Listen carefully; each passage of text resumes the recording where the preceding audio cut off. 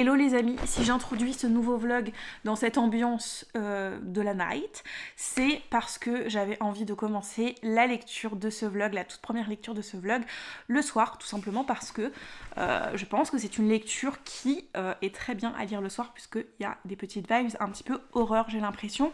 Il s'agit de Model Home, que j'ai sur ma liseuse en service de presse, qui est d'ailleurs écrit par River Solomon. Si vous me connaissez depuis un moment, vous savez que c'est une de mes auteurices préférée, donc j'avais trop hâte que cette trad voie le jour. Je suis trop contente que je puisse le lire. Ça fait déjà un petit moment que je l'ai et j'ai attendu le plus que j'ai pu parce que j'avais d'autres choses à lire avant, mais là c'est bon, c'est le moment, je vais pouvoir le commencer. Et puis en plus de ça, ça tombe bien puisque Lucie a décidé de le commencer cette semaine, donc on s'est improvisé une petite LC, donc ça c'est plutôt chouette. Je sais plus exactement de quoi parle le résumé, mais il est question de maison, peut-être de maison hantée, je sais pas du tout. En vrai, est-ce que j'ai lu le résumé? Je pense que je l'ai lu à un moment donné, mais il y a tellement longtemps. Et connaissant River Solomon, j'imagine qu'il y aura des thématiques qui lui sont chères, donc potentiellement le rapport au corps, le rapport au genre et le racisme, j'imagine. On verra bien ce qu'il en est, mais j'ai hâte de commencer. Je sais que Lucie a déjà lu 3 chapitres, je crois, donc je vais essayer de lire ça ce soir, mais ça va être ma petite lecture dans cette petite ambiance de nuit. Avant même de commencer le roman, petite note positive, puisqu'il y a un petit message des éditeurs, donc des Forges du Vulcain, pour nous préciser que ce texte a été relu par des personnes queer, racisées, sensibles aux sujets qui sont abordés dans ce texte. Donc ça c'est un bon point déjà pour les éditions, mais je doutais pas de ça de leur part. Donc vraiment un petit point positif. Maintenant, rentrons dans le cœur du sujet. Chapitre 1.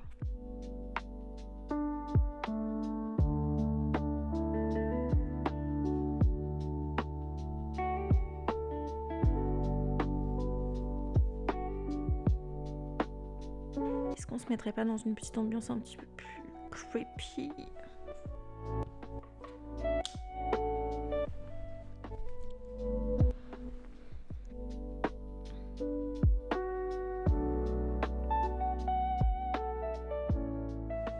Je crois qu'hier, j'ai oublié de vous dire la thématique de ce vlog, qui est tout simplement les sorties de la rentrée littéraire. Nope. Et aujourd'hui, je vais à la librairie parce que j'ai commandé quelques livres justement pour ce vlog, donc je vais aller les chercher. Et puis après, on va aller chez une copine. C'est pour ça que j'ai pris les chiennes, parce qu'on va aller courir et se promener ce soir aussi. Donc, on va faire un petit 2 en 1 quoi. C'est parti. J'ai récupéré mes petits livres à la librairie, ou plutôt un livre, parce que le second, il est en rupture de stock. Donc j'espère qu'il va pas être trop longtemps en rupture de stock pour que je puisse quand même finir cette vidéo dans les temps. Et donc le livre que j'ai pu récupérer, c'est Peau d'ours de Grégory Le Floch, qui me fait très envie, mais je vais pas trop vous en parler. On y reviendra après puisque ça sera ma prochaine lecture après Model Home, et que tout de suite j'aimerais surtout vous parler de cette lecture. J'en suis à 39% et pour l'instant j'aime beaucoup. Je vais commencer par le résumé et après je vais tenter de mettre des mots sur mon ressenti et tout, parce que pour l'instant en fait c'est un livre qui est rempli de plein d'éléments super intéressants. Donc ça va être dur d'en parler et de pas vous spoiler. Bref, le résumé, on est avec Ezri qui reçoit des messages un petit peu bizarres depuis le portable de sa mère, et il y a ses sœurs aussi qui lui demandent de revenir dans la maison dans laquelle ils ont vécu plus jeunes. Donc elle retourne aux États-Unis pour aller dans cette maison un petit peu particulière qui se situe dans un quartier résidentiel où il n'y a que des familles blanches à part la famille de Ezri, pour voir un petit peu ce qui s'y passe.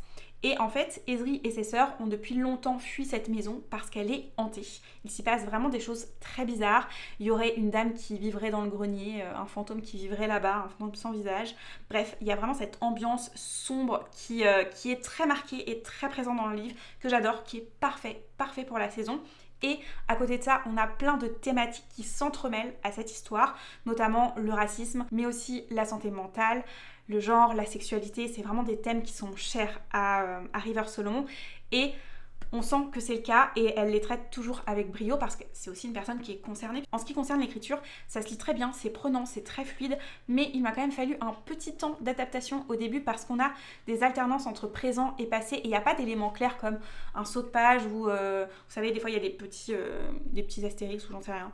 Bref, il n'y a pas d'éléments clairs qui divisent ces passages entre présent et passé, ça se fait naturellement un petit peu dans le récit et au départ, j'étais peut-être un tout petit peu perdue sur le premier et second chapitre, mais très vite je m'y suis faite et maintenant en fait c'est très fluide, c'est très bien fait, on se rend à peine compte de ces changements et en même temps on comprend tout, donc franchement c'est très chouette. J'ai toujours bien aimé l'écriture de River Solomon, je la trouve très prenante et là elle est d'autant plus je trouve dans cette histoire, il y a vraiment je sais pas, un petit step au-dessus par rapport à ses autres romans je trouve, peut-être pas les abysses mais parce que les abysses c'est plus un côté poétique et là c'est un genre différent. Bref, je trouve qu'elle est assez versatile au final dans sa façon d'écrire et ça s'adapte très bien aux ambiances du roman, même s'il y a toujours ce côté cru qui est là, puisque River Solomon, elle adore décrire les choses de façon crue, hein, sachez-le, surtout sur les scènes de sexe qui sont très explicites, très crues, mais toujours nécessaires, elles ont toujours un but, et ici il y en a, et c'est un but.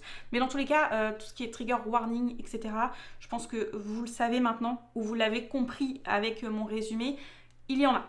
Il y en a forcément avec River Solomon, donc n'hésitez pas à vous renseigner là-dessus. Et un autre point aussi que j'aime beaucoup, qu'elle n'a pas forcément fait dans ses autres textes, ou en tout cas je ne l'avais pas remarqué, mais là, il y a énormément de petites références à des éléments des années 90, je pense, surtout, puisqu'on a un petit truc sur Buffy, on a un petit truc sur Le Royaume, on a des choses aussi un peu moins sympas, comme la fusillade de Columbine. Bref, il y a plein de petits éléments comme ça, de petites références que, personnellement, j'aime beaucoup parce que je les comprends. Donc forcément, quand on arrive à trouver ces références, c'est toujours un petit peu satisfaisant. Et en plus, comme c'est beaucoup de références de quand j'étais plus jeune, ça a toujours un côté un petit peu nostalgique. Bon, sauf pour les trucs un peu plus glauques comme la fusillade, mais voilà, il y a plein de petites rêves comme ça qu'elle a glissées qui sont pas forcément utiles hein, pour le roman, pour la compréhension globale. Si vous ne les repérez pas, je pense que ça vous gênera pas du tout, mais voilà, c'était un petit clin d'œil aussi que j'avais envie de faire.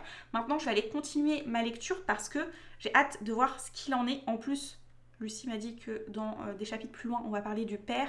Je peux vous dire que pour l'instant, le père, il brille par son absence. Il est là, il est dans la maison. On sait que c'est un personnage qui existe, mais clairement, la relation avec le père, ça va être quelque chose. À mon avis, j'ai hâte de voir ça, de lire ça.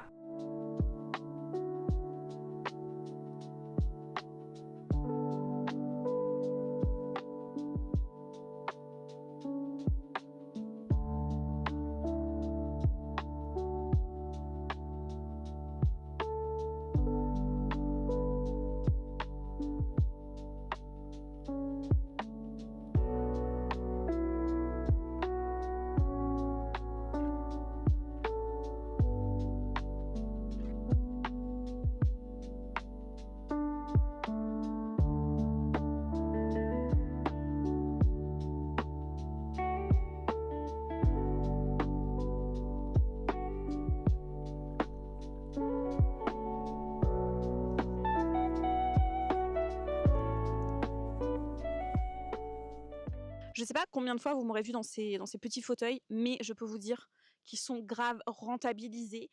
Au prix où je les ai achetés, je trouve que c'est vraiment très confortable et ça fait grave le job, donc je suis contente. Je peux profiter des dernières soirées d'été au max, au max, au max. Alors là, c'est vrai qu'il fait un peu frais, c'est pour ça que j'ai sorti le plaid, j'ai sorti le petit pull, mais il n'y a rien qui m'arrête pour vraiment profiter de soirées lecture en extérieur jusqu'au bout. Je sais que beaucoup sont déjà en mode automne, etc. Parce que moi, là, on est combien? Bah, on est le 21 septembre. Je crois que c'est le premier jour de l'automne aujourd'hui. Mais moi, dans ma tête, il fait beau. Donc, on est encore en été, vous voyez. Fin de l'été, on va dire. J'ai pas envie de passer en automne. Je suis pas ce genre de personne. Parce qu'en automne, il y a quoi? Il y a la chasse. Bref, tout mon blabla pour vous dire que je vais continuer ma lecture en cours qui est Model Home. Et d'ailleurs, j'ai reçu le format papier qui est juste ici et qui est vraiment sublime. Je suis trop contente de l'avoir en format papier parce que River Solomon, comme je vous ai dit 10 000 fois dans cette vidéo, c'est une de mes auteurices préférées. Donc, je vais pouvoir l'ajouter à ma petite collection de tous ces livres qui ont été traduits, que j'ai en ma possession. Donc, je suis trop contente. Je vais pas continuer ma lecture en format papier pour l'instant parce que c'est vrai que bah, là, j'ai pris l'habitude un peu sur l'e-book et surtout, toutes mes annotations sont sur l'e-book. Donc, je vais continuer à lire et à annoter surtout sur l'e-book et à la fin je reporterai, tout ça sur le la version papier quoi. Donc voilà.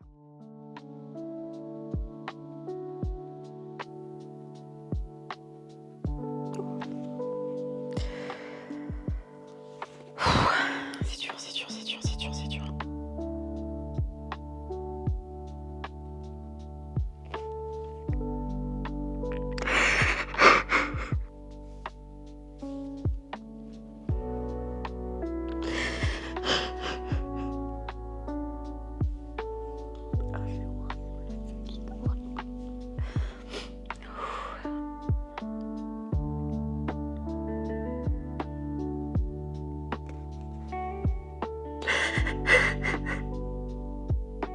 J'en étais sûre. Putain. Putain, je m'en doutais ça.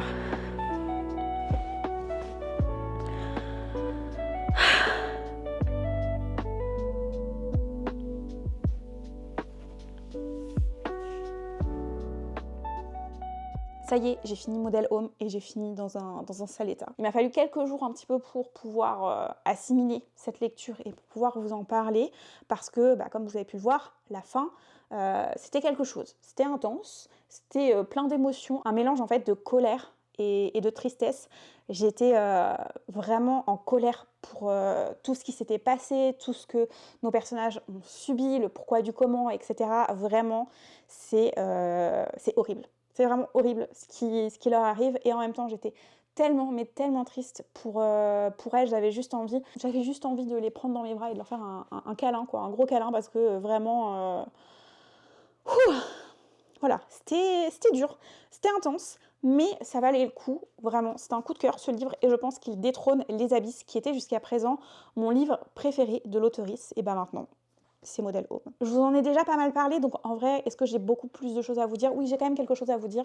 Déjà, par rapport à tout ce qui est horreur, etc., je vous ai dit, on commence cette histoire avec la maison hantée. Et en fait, la maison hantée, c'est un moyen de mettre un petit peu une ambiance dans le récit et surtout d'aborder certains sujets qui sont chers à l'auteurice. C'est pas juste un livre d'horreur pour un livre d'horreur, c'est vraiment un livre qui va permettre à l'auteurice d'aborder tous les sujets qu'elle aime aborder parce que ça lui tient à cœur. Je vous en avais déjà parlé, je vous ai sûrement déjà fait une liste, hein, tout ce qui va être le genre, la sexualité, euh, la santé mentale, le racisme, le rapport avec le corps en règle générale, les relations intrafamiliales. Bref, tous ces sujets-là, c'est des sujets qui reviennent très très souvent dans les livres de River Solomon, et celui-ci ne déroge pas à la règle, et la maison hantée c'est vraiment un prétexte pour aborder tous ces sujets-là.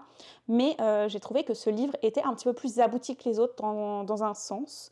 Je ne sais pas si c'est au niveau de l'écriture, au niveau des thématiques et de la façon dont elle les a abordées, mais il y a un petit truc en plus vraiment dans celui-ci par rapport aux autres. Alors les autres, je les ai adorés. Je pense que ça a été quasiment tous des coups de cœur. Donc vraiment, c'est pour vous dire à quel point, dans tous les cas, j'aime ce que fournit cette auteurice en règle générale. Mais celui-ci, je le trouve vraiment au-dessus.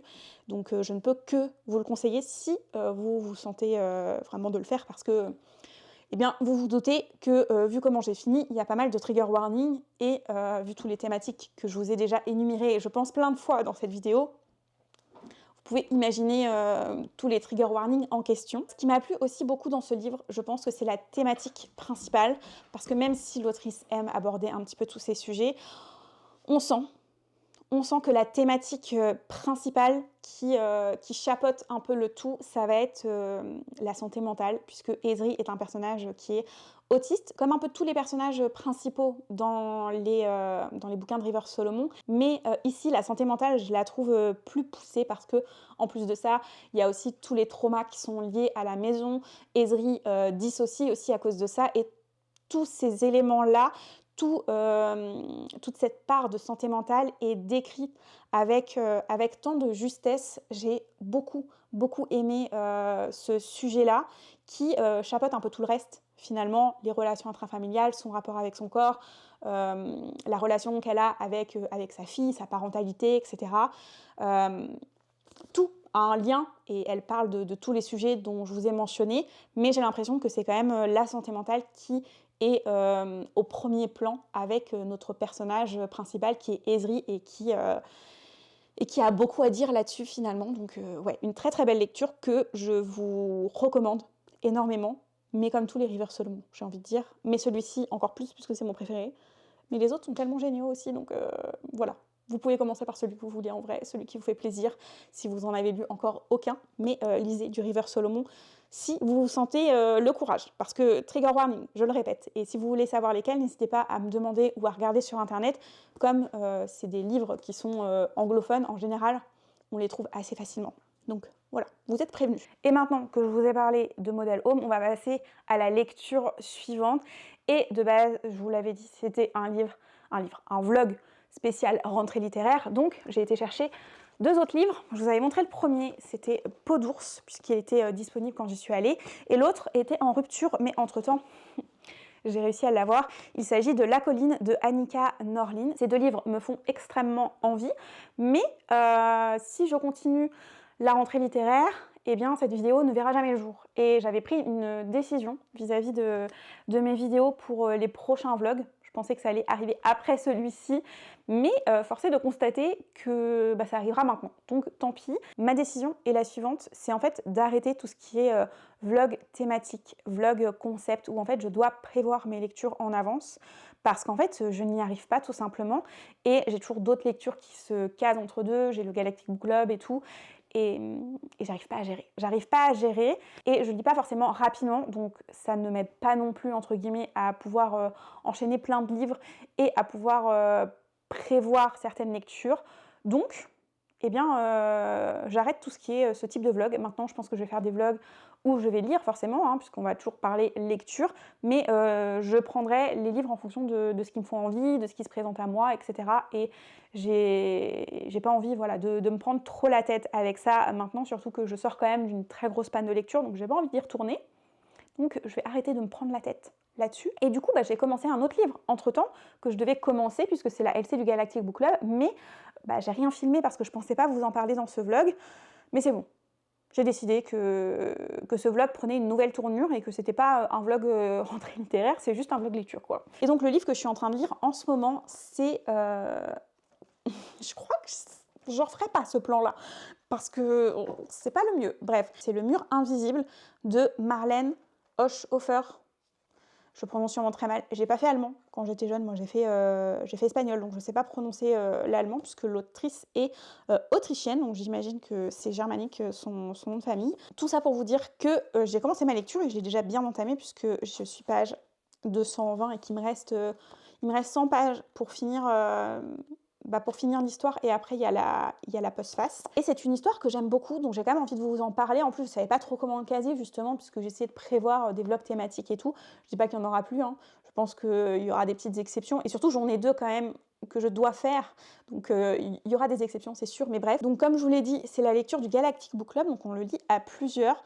Je suis dans ma partie du jour, donc je suis à jour de cette LC pour l'instant, et j'aime beaucoup. Au niveau de l'histoire, on commence avec notre protagoniste principal qui est dans un petit chalet, on connaît pas du tout son prénom ou quoi, avec de la famille. Sa famille va partir faire une petite après-midi, on va dire, en ville, dans le village. Sauf qu'en fait, le lendemain matin, elle se rend compte que personne n'est revenu et qu'elle est toute seule. Et très vite, elle va découvrir qu'un mur invisible s'est dressé et que de l'autre côté de ce mur, eh bien, les gens ont l'air d'être morts, quoi. Donc, il y a l'air de n'y avoir plus personne à part elle, qui est dans ce chalet à la montagne. Et elle doit survivre, tout simplement. Donc, elle va commencer à s'organiser pour pouvoir avoir des vivres, pour pouvoir subsister à ces années qui vont arriver où où elle va être seule et donc elle nous raconte un petit peu tout ce parcours-là. Elle n'est pas totalement seule parce qu'elle va être, en compagnie de certains animaux, notamment il y a, Lynx, le chien qui va l'accompagner un petit peu partout. Il y a une vache aussi, des chats, bref. Et ce que j'aime beaucoup dans ce récit, c'est justement le rapport qu'a, notre protagoniste avec les animaux. Elle est toujours aux petits soins avec ses animaux. Elle leur apporte, beaucoup de valeur et on sent que, ça l'aide aussi à ne pas perdre pied, à ne pas sombrer dans la folie tout simplement. Et en plus de ça, même si pour survivre, elle doit chasser, elle le fait que par nécessité quand elle en a vraiment besoin. Et elle le dit et le répète plusieurs fois qu'elle ne prendra jamais plaisir à tuer et qu'elle ne comprend pas vraiment pourquoi d'autres personnes prennent ce plaisir-là ou le prenaient, puisqu'elle est toute seule maintenant. Et du coup, j'aime vraiment énormément tout ce rapport avec les animaux. Vous savez que c'est un sujet qui me tient particulièrement à cœur, donc forcément, là, j'aime énormément cette partie-là du récit et heureusement parce que comme je vous l'ai dit, ça a quand même une place assez importante. Autre chose que j'aime énormément, c'est le féminisme qu'il y a dans ce livre parce qu'on ne dirait pas comme ça, peut-être pas, mais il y a des petites phrases par-ci, par-là qui sont très féministes en fait sur justement le fait d'être seule, mais surtout le fait de ne pas être avec d'hommes, le fait de ne plus être en société et qu'est-ce que ça implique aussi pour cette femme qui vit toute seule dans les bois. Bref, il y a plein de petites phrases vraiment comme ça qui, pour moi, sont plutôt pépites. Donc là-dessus aussi, c'est une très belle découverte. Mais bon, je savais déjà qu'il y avait des petites touches féministes dans ce livre, puisque je l'ai emprunté à ma meilleure amie et elle l'a lu et donc elle m'en a un petit peu parlé. Donc c'est sans surprise, mais forcément, de les lire, ça me rend toujours joie de voir ces petites phrases qui pop par-ci par-là. Donc vraiment, ça aussi, c'est un bon point. Au niveau du rythme, je pense que ça pourra peut-être en déranger certains, parce que c'est un rythme assez lent, donc on peut avoir cette sensation d'ennui. Moi, ça m'a pas du tout dérangée parce que j'aime bien l'écriture de l'autrice. Je trouve que ça se lit de façon assez fluide et il y a quand même des éléments qui nous donnent envie de continuer. L'autrice sait teaser certaines choses, soit en nous annonçant directement ce qu'il va se passer, mais on ne sait pas comment ça va se passer et on a envie de savoir comment ça va arriver, soit en nous disant qu'il va y avoir un événement peut-être ou peut-être pas, et on a juste envie de continuer pour savoir si ça va arriver ou si ça ne va pas arriver. Donc elle arrive à amener comme ça des petites touches de suspense pour nous tenir en haleine malgré tout. Donc moi j'ai vraiment beaucoup aimé, enfin j'aime beaucoup parce que je ne l'ai pas fini, il me reste encore 100 pages. J'aime beaucoup la façon dont elle va narrer l'histoire de son personnage. Ça ne me dérange pas du tout ses longueurs, ce côté un petit peu nature writing aussi, parce qu'on est quand même seul dans la forêt avec des animaux, etc. Donc il y a beaucoup de descriptions de nature, d'animaux. Mais même si parfois, moi aussi, je peux trouver ça ennuyeux dans certains récits, là ça ne m'ennuie pas du tout. Donc j'espère que si vous le lisez, ça vous fera le même effet. Mais un petite attention quand même là-dessus parce que, en effet, je pense que ça pourra en déranger certains. N'ayez pas peur, ne fuyez pas ce livre. Déjà, il existe en audio, donc des fois, ça peut aider quand le rythme est un peu plus lent. Mais aussi et surtout, on est quand même plusieurs sur le Galactic Book Club à le lire et à apprécier cette lecture et à ne pas être dérangé par le rythme. Il y a une ou deux personnes, je crois, qui ont dit que, bon, ça allait peut-être pas le faire, mais majoritairement, on aime. Donc voilà, n'hésitez pas non plus, c'est juste un petit attention, un petit bémol pour ceux qui n'aiment vraiment pas les lectures lentes où il faut qu'il se passe plein de choses, etc. Là, on n'est pas du tout sur ce genre de récit. Je préfère vous prévenir, mais pour moi, ça n'enlève rien à la qualité de ce bouquin. Vraiment, je l'aime beaucoup. Ce vlog est une catastrophe puisqu'apparemment j'ai perdu les fichiers de fin. Donc, eh ben, je vais me poser et on va parler du mur invisible quand même. Faut quand même que je vous fasse un petit blabla de fin. Let's go, vous parlez donc du mur invisible de Marlène Hofschoffer. Et comme vous pouvez le voir, c'est pas du tout l'édition que je vous ai montré les précédentes fois, puisqu'entre-temps, je l'ai quand même rendu à ma meilleure amie. Et j'avais pas forcément prévu de m'acheter une édition, mais je suis tombée sur cette traduction en anglais et je trouve l'édition vraiment sublime comparée à celle en français que je trouve pas très belle et pas très logique. En plus, je comprends pas trop la couverture. Mais celle-ci me parle beaucoup plus. Donc voilà, je l'ai prise et je suis contente de l'avoir puisque c'est un livre qui, je me rends compte, m'a quand même pas mal marqué. J'y repense de temps en temps alors qu'on on est au mois de décembre, hein, puisque clairement, je tourne ça juste avant de pouvoir vous poster la vidéo puisque j'étais en train de faire le montage quand je me suis aperçue que j'avais perdu mes rushs. Bref. Donc oui, il y a quand même plusieurs mois qui se sont passés et c'est une lecture qui me reste pas mal en tête. J'ai beaucoup aimé l'ambiance, comme je vous l'ai dit, même si c'est très lent, c'est très dans l'observation, le côté un petit peu nature writing qu'il y a dans ce livre m'a beaucoup plu. Tout ce qui s'en dégage aussi, comme je vous disais, sur les conditions des animaux, sur le féminisme, sur les réflexions de notre personnage principal, c'est quelque chose qui me reste pas mal en tête. Et cette fin, j'étais peut-être un petit peu perplexe sur le coup, parce que c'est assez abrupt et j'aurais aimé plus de pages, mais en fait, non. En fait, non, je comprends pourquoi. Je trouve ça très logique par rapport au personnage principal, par rapport à sa réflexion, là où elle est partie et jusqu'à où elle est arrivée, en fait, dans sa vie, dans ses choix, dans tout ce qui lui arrive. Donc, c'est une fin qui me convient plutôt pas mal. Et c'est une histoire dans sa globalité que j'ai beaucoup aimée, qui est pour moi un petit classique à avoir. Donc, voilà, si vous avez envie d'un petit classique de SF, même si, bon, le mot SF est un peu fort, à part le mur invisible qui est là de façon pas anecdotique parce que c'est lui qui va chapeauter entre guillemets tout le roman. C'est très léger et on est plus sur le roman, le récit de cette femme que vraiment sur de la SF pure. Donc c'est très abordable si jamais vous avez envie de le lire ou même de l'écouter puisqu'il existe en audio. Et du coup, je peux que vous le conseiller. Moi, je suis très contente de pouvoir l'ajouter à ma petite bibliothèque. Voilà, c'était la LC donc du Galactic Book Club du mois de septembre et je vous en parle pas forcément à chaque fois sur YouTube et encore moins ces derniers temps puisque j'ai pas été très, très présente. Mais il y a bien sûr une LC tous les mois. Même si je ne suis pas là sur YouTube, sachez que le Galactic Book Club est toujours actif et qu'on a toujours une LC chaque mois qu'on décide tous ensemble. Chacun peut faire des propositions et ensuite toutes les propositions sont soumises à un sondage et c'est celui qui gagne, qui est lu. On a lu donc en octobre Chronique du Pays des Mers, enfin les astronautes. Celui-ci, je ne l'ai pas lu parce que je l'avais déjà lu. C'est pour vous dire, c'est pas moi qui l'ai choisi, donc parfois ça arrive que je les ai lus. C'est pas la majorité des cas, mais ça peut arriver. En octobre, on a lu le livre de la sage-femme sans nom. Non, ça c'était en novembre. Le livre de la sage-femme sans nom, j'en ai fait des petits vlogs d'ailleurs sur Insta. J'avais vlogué toute cette semaine. Donc voilà, n'hésitez pas à me suivre là-bas. De temps en temps, il y a aussi des petites choses qui pop par-ci, par-là. Et en décembre, on a lu Espace lointain. Mais voilà, il y a toujours des petites LC qui s'organisent là-bas. D'ailleurs, on a déjà choisi la LC de janvier. Je l'ai juste ici.